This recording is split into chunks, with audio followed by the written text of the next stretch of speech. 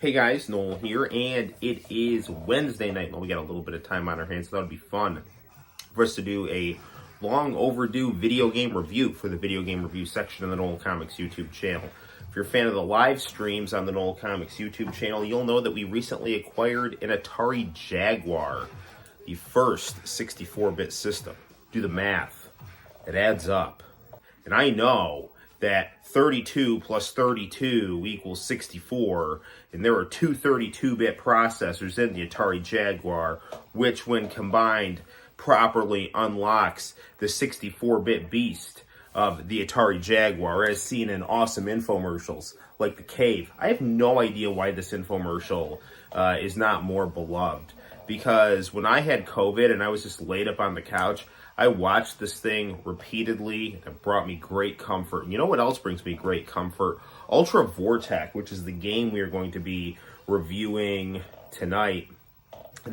This is a fun fighting game, and we're going to get into playing it right now. Ultra Vortek is an objectively enjoyable fighting game to play, and it's got a nice story here, and we'll take a look at it right now.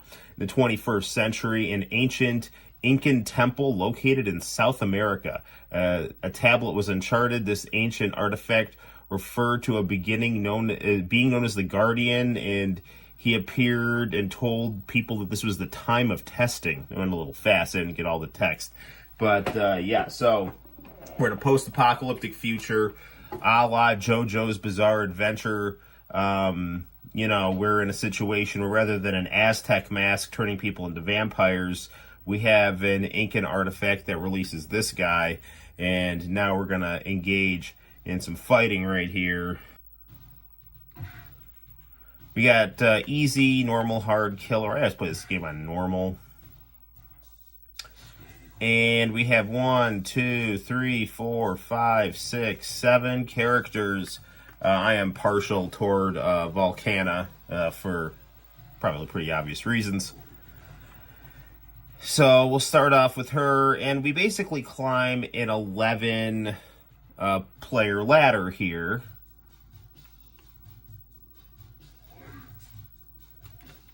So we basically have a kick button and 2 punch buttons, and again, really smooth gameplay here. This is not jerky.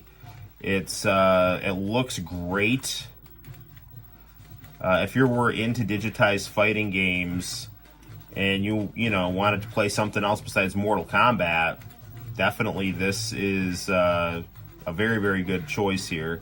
And the thing too about like these quote-unquote clone games, King of Fighters, which is one of the finest franchises in fighting games, was very similar to Street Fighter 2. That could have been considered a Street Fighter 2 clone. Same thing with Fatal Fury and Art of Fighting. Those games, very, very good video games, but very clearly borrow a lot of their gameplay structure from Street Fighter 2. So I never really understood the hatred for digitized fighting games as just being blanketly dismissed as Mortal Kombat clones. I find that to be kind of nonsensical. So we got Buzzsaw right here. It kind of reminds me of I don't know, actually maybe even a little bit cooler looking version of the Predator-style ninjas in Mortal Kombat 3, but that's really just up to you. Now, each player probably has about 5 moves, but, I usually get by with, well-timed punches and just a couple of moves, which is pretty much what I did with Mortal Kombat 1. So this game does definitely get harder, but it never gets frustrating in my opinion. And it's just, it's a relaxing 64-bit 2D fighting game.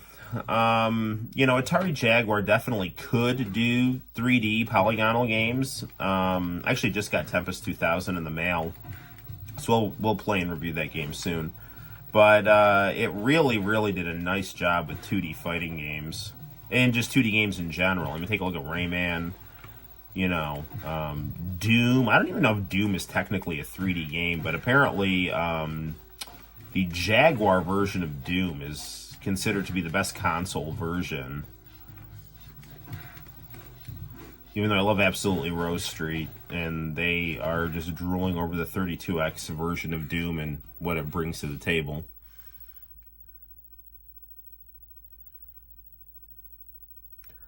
The name Lucius just, I don't know. I just always think of like Lucius Sweet. He's exactly as rich as Don King, and he looks just like him. He actually got to box tonight. It's really, really enjoyable.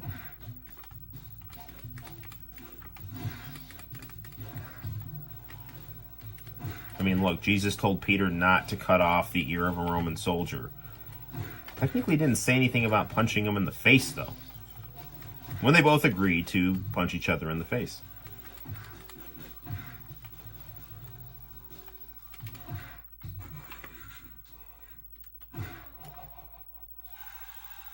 So, one thing I really like about this game is it's got the really easy stage fatalities here, you know, like in Mortal Kombat 2 and 3, they started making them really complicated, whereas in like Mortal Kombat 1 in the pit, you know, you just did your big uppercut and down they go. So yeah, obviously, instead of saying finish him, they just say annihilation time, and then they tell you to recycle to the extreme.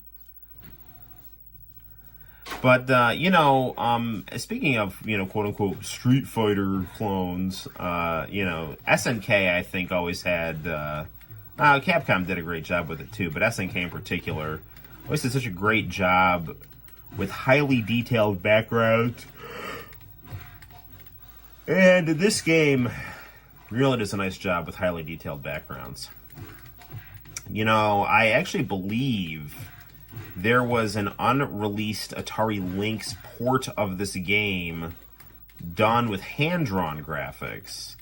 And I want to say that fans are working on getting it completed because the Atari Jaguar homebrew scene is, it's a thing, man. And I guess that's carried over to the Lynx. But look into that. You probably want to head over to Atari Age and, you know, see what they got to say. So we're fighting Mercury. You know, I'm sure, you know, a rectal thermometer broke, and here he is. I'm just kidding. It's filled with mercury everywhere. And now he's come to reap his revenge for being a rectal thermometer. The ultimate curse. Yeah, that was awesome. The narrator in this game is just like... sounds like Count Dracula if he was a 90s skateboarder. He's like, that uppercut was radical. The D on my grave stands for Dracula. Alright. Distilled water? What is it? Anywho, a lot of the reviewers were just kind of saying, oh, this game's derivative and blah, blah, blah. But, I mean, I don't really care if something's derivative if it's fun. And I find this game to be fun. And if you like to play the Atari Jaguar, this is definitely a good game to have on it. That's not a good thing to do, to take a punch to the face to your clone. You know, that's... because then what if they replace you and then start doing a bunch of bad things, like... I don't know, like ordering a bunch of pizzas to your neighbor's house and, you know, just, I don't know, like driving your car really fast around the corner, you know, all hours of the day. Make the neighbors angry. You know, you're just like tied up in your clone's basement while your clone gives you a bad name and ruins your credit. And so on and so forth. Until it's getting pretty late. I'm completely incoherent.